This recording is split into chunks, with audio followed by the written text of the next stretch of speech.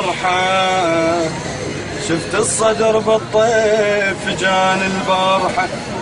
قلت له هلا ومية هلا يا ابو الفتى والواضحة، مديت ايد السالمة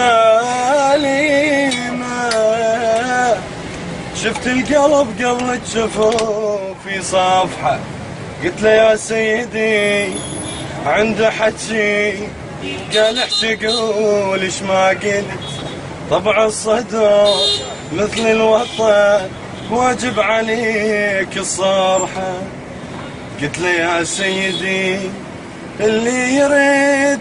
الحضنك الداف السامحة، قلت له يا سيدي اللي يريد الحضنك الداف السامحة، عم قال اللي يرد والما يرد،